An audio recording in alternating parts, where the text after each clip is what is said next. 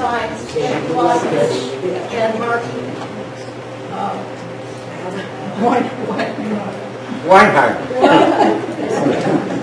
I'm not good at that last name. But anyway, Becky's going to give you kind of the backstory of how this program came to be. But one thing that's interesting to think about, this was presented to me many, many years ago by Doris Pro. And I took it, used it, and then, of course, when we had our archives, it went to the archives. And from there, Becky and Mark, when I had shown it to them, it's one thing to have something in the archives, but it's a whole other thing to make it come alive and mean something in our local history. And that's what they did. They researched, they found out more about Mark Ball, where he lived, what he did. So I'm sure you'll enjoy this program. And fortunately, our sound system is working, thankfully. So, Becky, come on. Well, the talk tonight is called The Experiences of a Local Farm Boy, and it's based on Martin H. Ball's autobiography.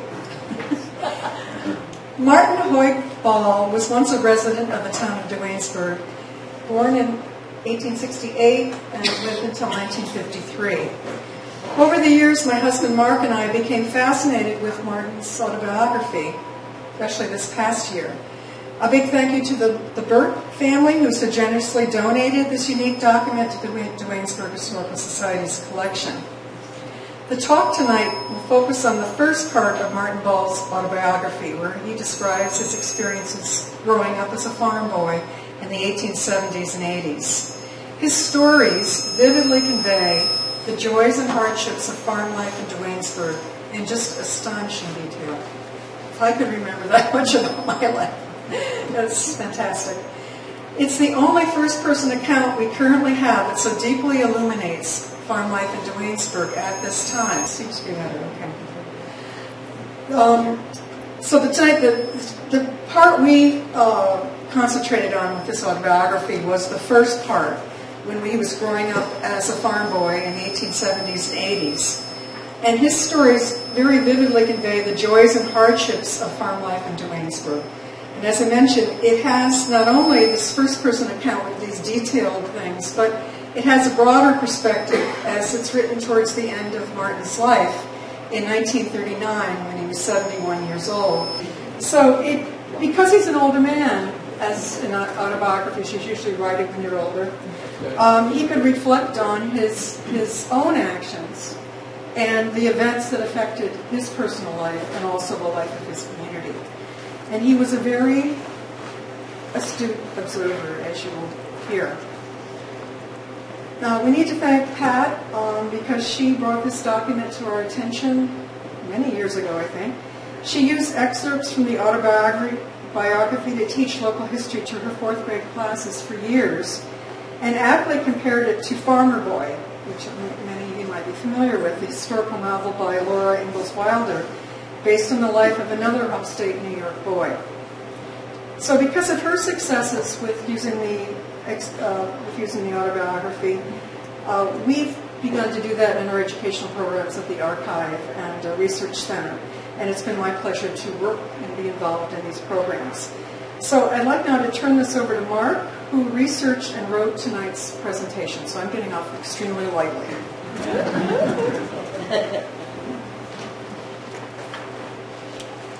Hi.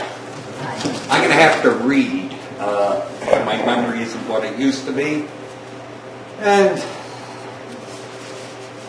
that's just the way it is. If I pronounce names wrong, just sing out and correct me.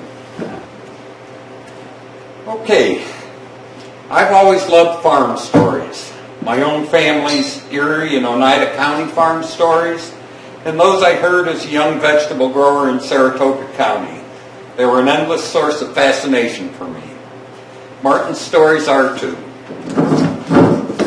This is going to be fun. Martin was born in 1868. He remained in Duanesburg until the fall of 1889. He described his parents' lives as well as his own, pushing his narrative back into the 1850s, and he related family stories back to the Revolution. He describes life, and farm life in particular, in the neighborhoods where he lived, in the Quaker Street and Western Turnpike areas of Duanesburg, and his family's connections to the broader region and the country. Martin was part of a large extended family, and he described a broader group of friends, schoolmates, neighbors, local and regional tradespeople, craftsmen, merchants, and acquaintances. He was interested in the world. He was an avid reader, an active tinkerer and maker of things. He was a farmer, a fisherman, a hunter. Martin loved listening to music, playing with his friends, observing his natural surroundings, and participating in community activities. His memoir is a wonderfully rich resource for researchers interested in this period and the places he inhabited and described. On his father's side, Martin was a descendant of Schoharie Palatine settlers. Oh, you did. Get the right. Okay, good. Thank you, dear. Schoharie Palatine settlers, although he referred to them as Dutch. His mother's ancestors were Quakers of English origin who made their way from New England to Dutchess County, New York, and from there to Quaker Street. While Martin's Wilbur, Hoyt, and Griffin ancestors are pretty well documented on genealogy websites, his Ball, Borst, and Provost ancestors are more mysterious. The wives of his great-grandfathers, Christian or Christopher Borst and Simon Ball, have been particularly difficult to trace. Martin noted, "My father was born on a farm situated about 2 miles west of the village of Esperance, Schoharie County, New York, on the Shunpike Road, October 26, 1844. This location is verified on the 1856 Schoharie County map, which shows the Widow Ball on the Shunpike Road. This was Martin's great-grandmother, Elizabeth Provost Ball. And she is, if I can make this work, right there, Widow Ball. John Hunt Ball's boyhood home. John Ball, Martin's father, grew up, in Martin's words, in his home, which was just north of the railroad, rather less than a mile east of the Esperance station. It was on today's Young's Road, located on lot 206 on the 1866 map. And of course, this is the 1866 Beers map. It says Mrs. Ball there. She owned this corner of, actually, originally half of this her family owned. And then she eventually owned 13 acres in the top corner there of lot 206. Martin had lost his father to an infected leg in 1855 due to an injury. After her husband's death, Martin's grandmother had the court appoint a guardian for the children and divide the family property in 1857. And that's the division of the property. Again, that was the eastern half of lot 206, and in order to give her widow's portion and retain some for the support of the kids, a guardian was appointed, and they divided the property.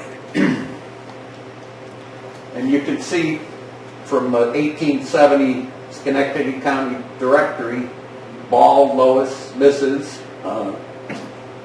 That part of Duanesburg was Esperance post office, and it shows her as a farmer on lot 206 with 13 acres. Martin's father was sent off to work for neighbors to support the family at the age of 12. John H. Ball grew in strength from his work on neighbors' farms, and by the age of 18, he was 6 feet tall, weighed 175 pounds, and was able to work equal to the best of men. He was a particularly talented woodsman. having readily reduced basswood to chopped and split firewood in record time. And he actually worked on clearing the rail line there. The old Wilbur homestead. The old Wilbur homestead, about 2 miles west of Quaker Street on the Barton Hill Road, was the home of Martin's maternal Wilbur grandparents and later Martin's family. In the early 1800s, Martin H. Wilbur's ancestors gradually cleared the Wilbur homestead from native forest, built a log home, and worked the land. They purchased little for their sustenance, producing their food and material for clothing themselves.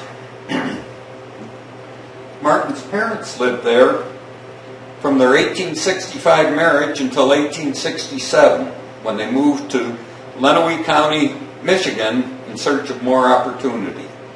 Martin was born there. They returned to Duanesburg in 1870 because of the toll that unhealthy Michigan climate took on Martin's father. And they worked the Wilbur farm for Martin's widowed grandmother, Amy Hoyt Wilbur. John H. Ball eventually purchased the farm from the heirs of Martin H. Wilbur. And again, in 1870, it shows John H. Ball on lot, what is it, 397? And it says farmer leases of Amy Wilbur, 200 acres. The farm in Schoharie County. Martin wrote, during the winter of 1875-76, Father sold the Wilbur homestead and bought a farm bordering the Wilbur farm to the south. This farm was without a house, it having recently burned. He purchased it from William A. and Eunice Jenkins on March 16, 1876. B. Sheldon held a mortgage on the farm. A highway ran through our farm a short distance from the house. We were the only family living on this road, which was a crossroad less than a mile long connecting two main highways. They built a house across the road from what you see is SS there, which is where the original house had been that burned. They built a house across the road there. This is from the 1866 town of Wright map in Schoharie County. So they're just over the county line there. And actually the Wilbur farm is right about there.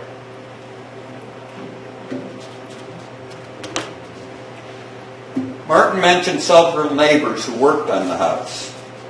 Andrew Nelson, a Scandinavian carpenter who'd been a sailor. Amos Mosier, who hewed the logs for the barn. John Smeaton, an elderly English neighbor who shaved shingles. And Eben Wright, who made the window sashes. Other neighbors were the Auchimpaugh family, Benjamin Sheldon, the family of Milton R. Hogue, who bought the Wilbur farm, Samuel Kimmy, and Stuart Stevens, their nearest neighbor. So these are the Ball family locations on Google Maps. There's where John Ball was born on Shunpike Road. Then the Wilbur farm is right here. The Schoharie County farm is right across the line here. And this is the location of the Mosier School where the kids went to school. And just next to it is the home of Amos Mosier. Of course, Quaker Street's right down here. And this on Knights Road, right down by the railroad tracks, is where John Ball's mother lived. And finally, way up here, right on Route 20, in between McGuire School Road and Knight Road, you see the Western Turnpike farm that John later bought. Quaker Street Village. village of Quaker Street played a major role in the lives of the Ball family when they lived on the Wilbur and Schoharie farms. They attended church services, participated in community activities, visited friends and family, got medical care, and patronized craftspeople and stores in the village. Martin mentions Benjamin Sheldon, Nathaniel and Mary Mead, Alonzo and Emily McComber, Dr. John and Susan Haight Hill, blacksmith John Moon, harness maker Ichabod White, and carpenter and cabinet maker Evan Wright. Now I'm going to turn it back over to Becky. She's going to read one of her favorite stories from Martin's. Mark's slide is entitled The Peacemakers, and this is directly from Martin's autobiography, and it is one of my favorite stories. My uncle, Alonzo McComber, who lived in Quaker Street, was a staunch Republican. He lived next door to Dr. Hill, who was a staunch Democrat. Their wives had been close friends since childhood days, and when they became close neighbors, they were often together, accompanied by their husbands. There were many evenings when they were all together in either one or the other's homes for at least an hour or two. The men would retire to the kitchen where they would smoke and converse, while the ladies occupied the sitting room. The men were both of fiery temperament, but agreed on practically all subjects except politics, which you know, where they were as far apart as the poles.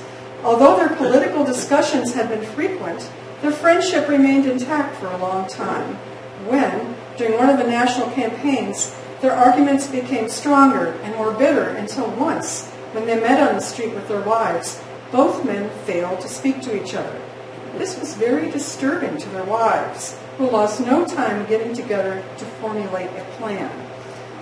No one ever knew how long their conference lasted or what was said, but the outcome was that the four arranged to meet in one of their homes where the ladies submitted the following plan. Their evening visits were to be resumed, and regardless of how embittered they might become during the arguments, they would never part again with any ill feelings.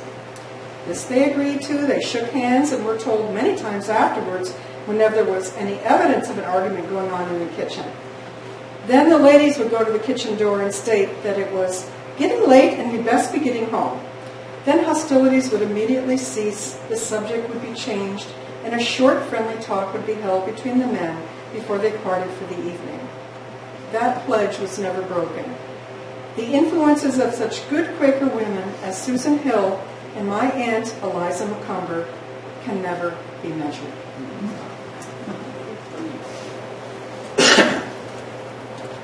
Buckwheat was a staple crop in the area. Local farmers took their grain to the mill at Esperance on the west bank of the Schoharie, or to the Gallopville mill on Fox Creek.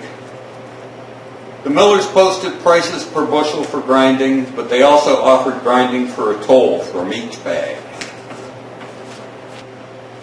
Martin began milking as a boy of 10. He learned to milk cows from the right side rather than the left, after being kicked away by a cow when he tried to milk her from the wrong side. As he got older, he was assigned a number of cows to milk, while his father and Uncle Harvey milked the others. And he took on the challenging job of teaching calves to drink from a pail. He also drove the cows home for milking. Martin and his cousin, Martin Barton, were driving a cow with a calf when the cow became enraged and threatened the cousin. The cow eventually had to be sold to a farm without children, as she continued to be dangerous around children, although not to adults, from then on. Another incident was mentioned. After Martin startled the cow with a cornstalk switch, she kicked him in the chest with both hooves, knocking the wind out of him. So he had to be carried home. He soon recovered, although he was sore for a time afterwards. All the farmers kept cows and made their own butter, often trading it to the local stores. The milk was set in pans in the cellar to cool, and Martin related, Most families had dash churns. Our churn was of the Blanchard pattern, somewhat larger than most of those of the dash type. It was a trough-shaped type. The body part had a round bottom and was supported by 4 legs at a convenient height to allow the operator to sit on a chair while turning the crank, which was connected to a horizontally revolving cylindrical spider provided with dash blades.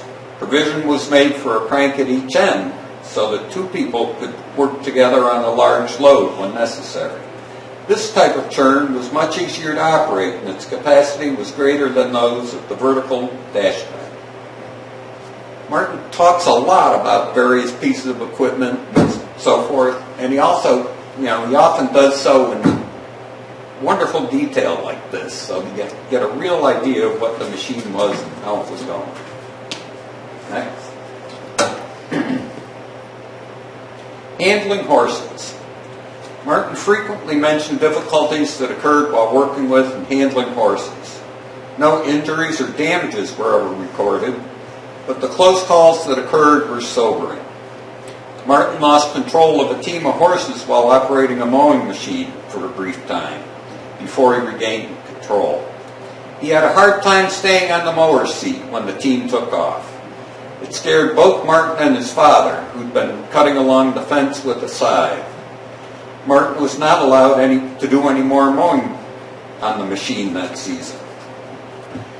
Martin recalled, while driving a team hitched to a harrow in a lot where stood an apple tree with a lot of small branches hanging rather low, but which the horses had passed under the previous day while plowing without any difficulty. Nevertheless, on this day, while the horses were pestered with botflies, just as they were passing under the tree, one of the horses threw up his head and in so doing entangled the cross lines with one of the limbs, thus placing a strain on both cross lines, drawing the horses' heads together, and the horses got nervous. When they were finally calmed down, they were both turned completely around and were facing the harrow, tangled up in the traces, and the lines still tangled in the limbs of the tree. The cross lines had to be disconnected and the traces unhooked and straightened in order to release them. Martin tells us, small lots of grain, usually beans or rye, were sometimes threshed out with a flail or by trotting with horses in the barn. Most of the threshing was done with a thresher and separator, which only sifted the chaff and the straw from the grain. Next. And made it necessary to use a fanning mill, shoveling the grain into the top of the mill.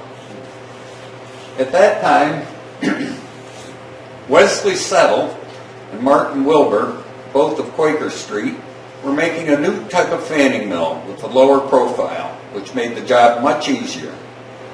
John H. Ball purchased one of these improved machines, which became popular with the neighbors. Next. The threshing and separator machines were produced by George Westinghouse in nearby Central Bridge and later in Schenectady. The machines were operated by horsepower machines, wooden treadmill devices that required careful tending, especially on earlier models before improved models with automatic brakes were introduced. A few years later, the combined thresher and cleaner, which eliminated the need for the fanning mill, replaced the earlier simpler machines. Later yet, steam engines replaced the horsepower units. At this time, Schoharie County was not noted for crop production, but a neighbor, Samuel Kimmy, grew the crop, and Martin and his sister helped with the fussy harvest. Martin remarked, the hop growers were taxed to their utmost to provide accommodations for the help during the picking season, which was an exceptional social period. Dancing and gaiety were enjoyed practically every evening. Many regarded it as a vacation time where they met friends each year, and of course new faces were always appearing. My sister and I were too young to enter social events and always went to our home when the day's work was done. John Ball, as time went on, kept trading larger farms for smaller ones, in part to reduce his debt load, perhaps as a result of the Panic of 1873, which disrupted banks and railroads and caused financial uncertainty throughout the country until about 1879. Martin's father twice moved from larger farms to smaller ones. First, exchanging the 189-acre Wilbur farm for the 126-acre Schoharie County farm in 1876, and then trading down to the 52-acre McClue farm on the Western Turnpike in 1881. The Ball farm on the Turnpike was the former T.R. McClue farm on the eastern half of Lot 153. And that's right there.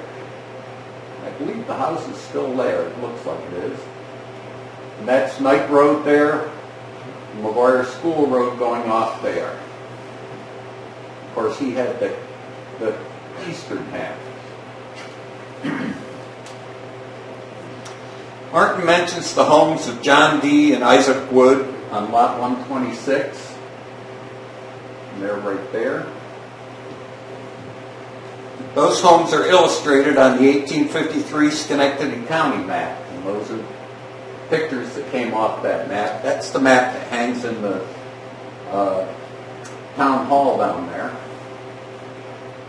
But you can get it online. He also mentions a party at the home of Asel Morey. Asel Morey was up here on Lot 157.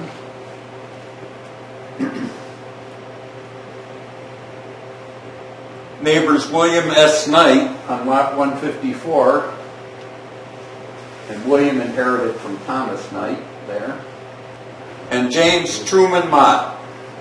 James was known as Truman for the most part, and he was on Lot 126 with the Wood family there. Martin and his father were particularly close to neighbor William Knight, who partnered with John in the country produce business, and brought Martin along with him on fishing parties, loaned him a fine shotgun, and mentored him and encouraged him in his farm activities.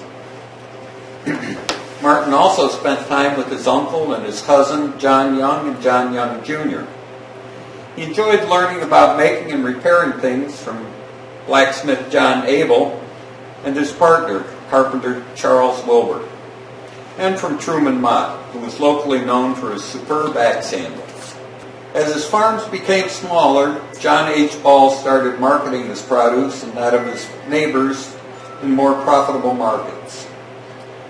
Martin says, Father also commenced during this first year on the Turnpike dealing in country produce consisting of butter, eggs, chickens, calves, etc., which he gathered from the farmers and disposed of in the Albany market, driving there with a load as he could find time without interfering with the farm work, and at more busy times, shipping to the New York City commission merchants, Jelliff, Wright, Hoyt, and Company. Wright was an acquaintance of ours, and Hoyt a cousin of my mother's. They were both originally from Quaker Street. Martin's father also dealt with Albany merchant Oliver Briggs, another Quaker Street man. On an early trip to Albany, John H. Ball brought Martin and his cousin Martin W. Barton along. It was Martin's first experience in a city at the age of about 12. He had attended the Cobleskill and Schoharie fairs, but never been to a city.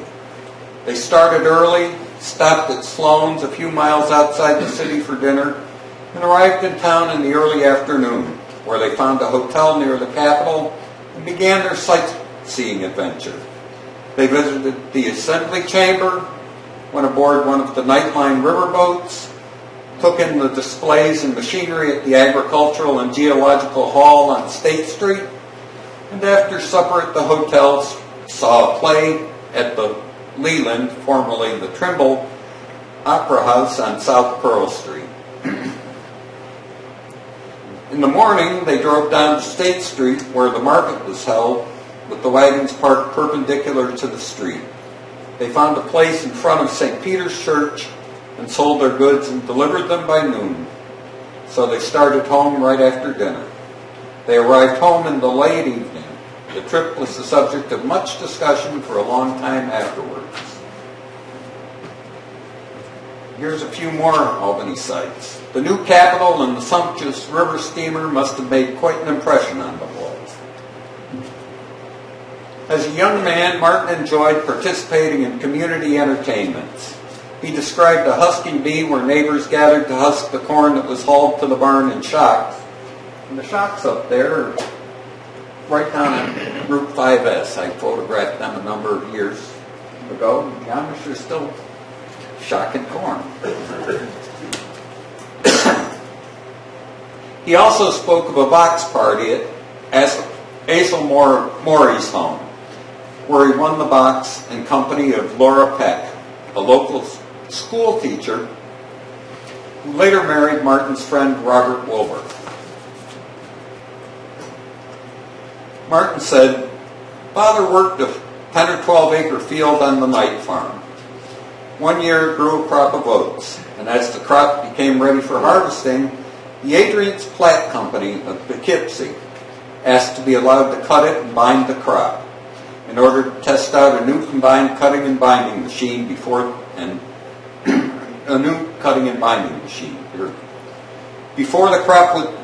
field was finished. Part in the machine broke, which would require several days to replace, and it was thought best to finish cutting the field by hand.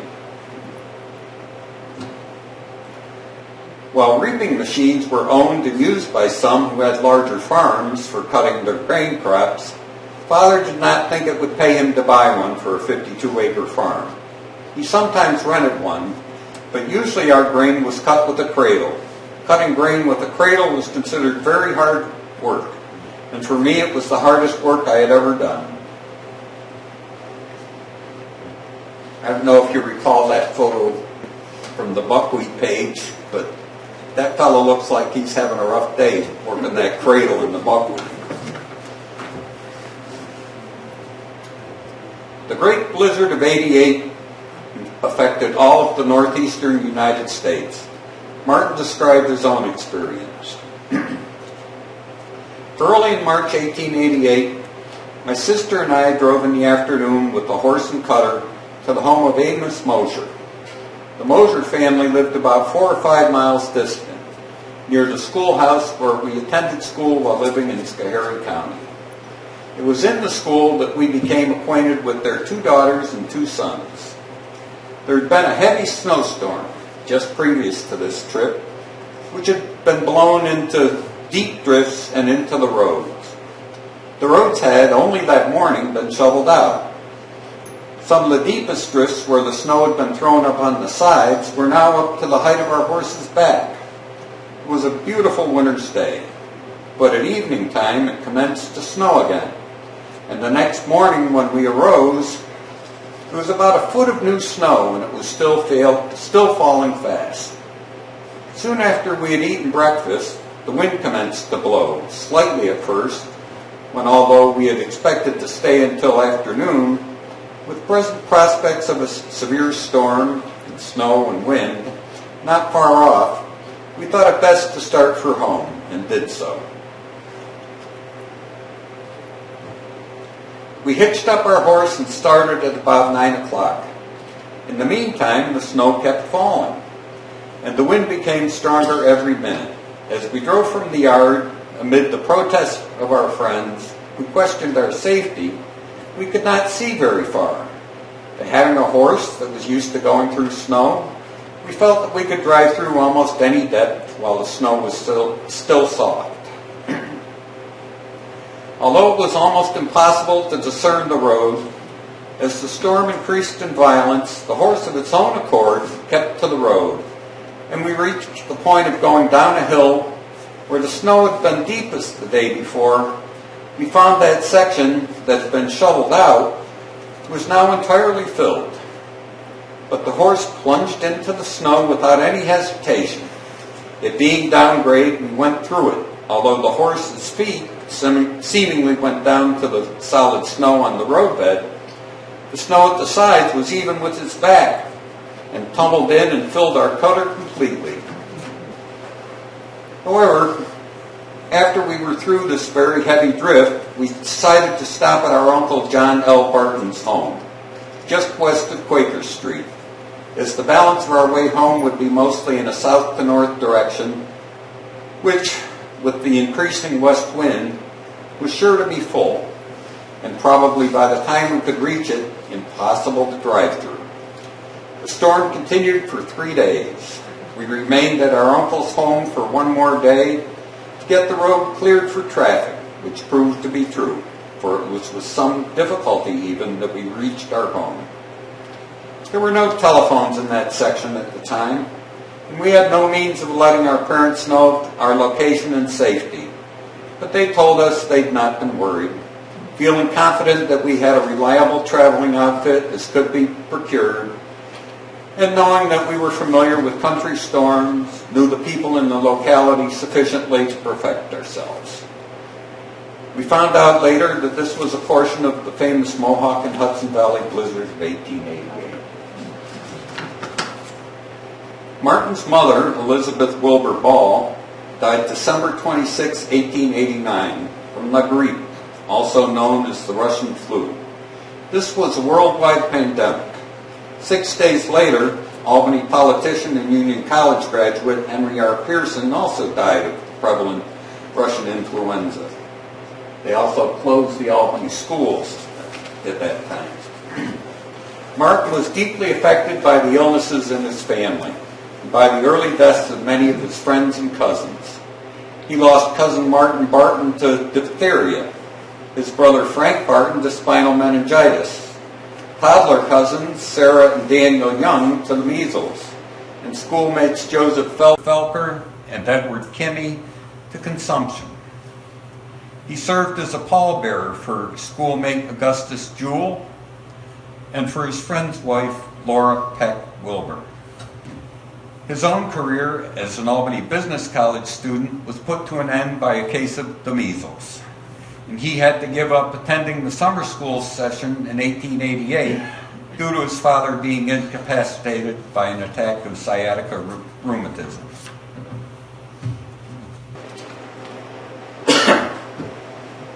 In the fall of 1889, Martin left home to begin training as a telegraph operator for the railroad at Reynolds, New York, across the Hudson River from Mechanicville, at the suggestion of his friend and neighbor Charles Knight.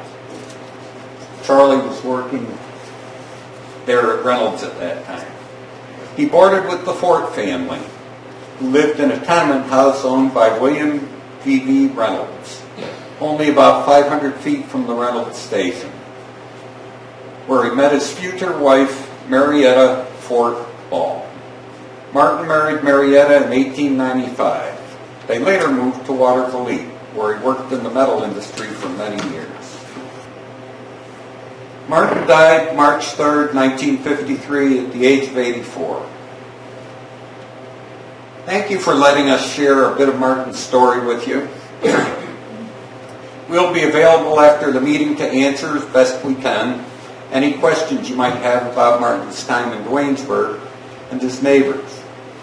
Of course, I've got a few farm stories to tell too, although mine tend to tractors and vegetables rather than horses and cows and grain. I haven't written them yet. Part of the charm for me of Martin's stories is they bring to mind my own youthful follies. And now I guess I'll turn it back to Lenny. Thank you.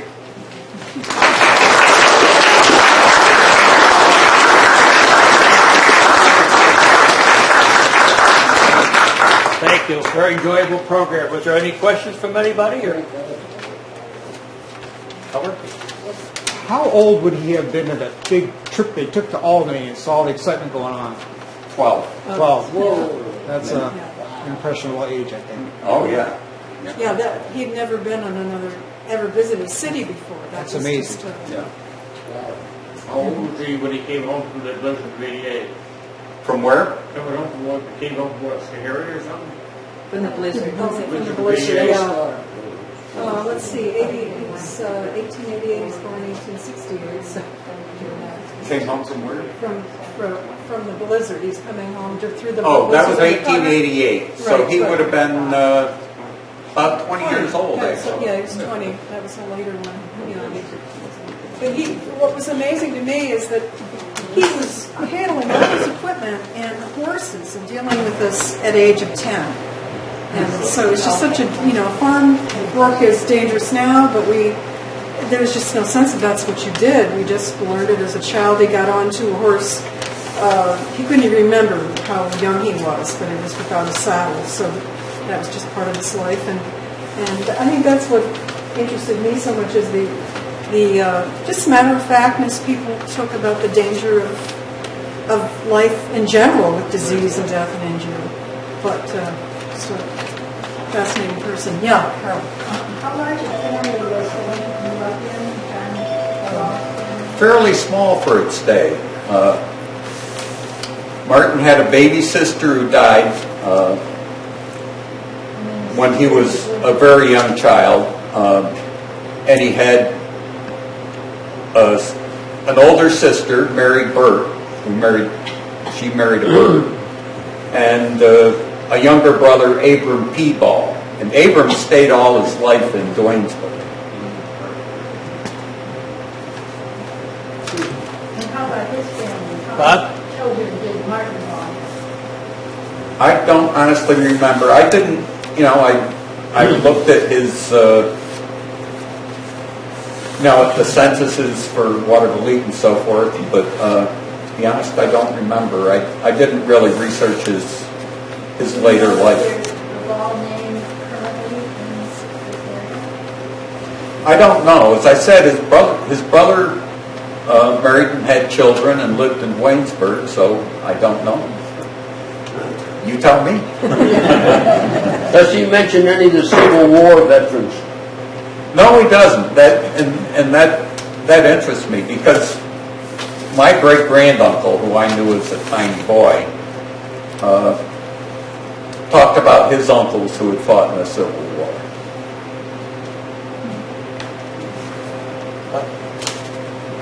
You mentioned the family name Wilbur several times. I'm just curious if there's any connection to the multi-generation of Wilburs that lived in an octagon house just up the road. Is there any connection there that you know of?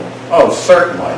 I mean, there are so many Wilburs in Duanesburg and not just Duanesburg, but in Bright and Knox and Wilburs and Gages in this huge circle. That's true. Right. Okay. Thank you. If you look at the 1866 maps of Schenectady and Duanesburg and Bright and Skyeri, all over the place. Anybody else? Okay, I'll take over. Tomorrow night's Memorial Day Parade in town. It's going through Delanton, starts up by the community center, goes down through town, 6:30 p.m. We want to thank Mark and Jenny Collins. They're going to be representing the Historical Society with our classic Dodge truck, as they have for many years now. And Andy and Gloria Tinning with their antique road grader. We have our banners on the side so people know we're alive. Want to thank Pat Van Buren for tonight's refreshments, and see Pat after the meeting if you'd like to sign up for refreshments for future meetings. We always need the volunteerism. You keep your dues up to date. Cindy McCohen's right over here at the table. Be glad to take your money tonight.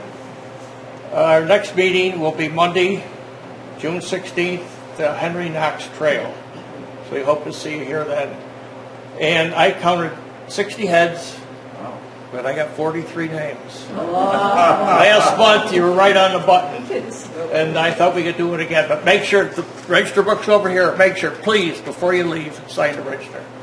Anybody from the floor have anything like to add? Pat, you want to mention the...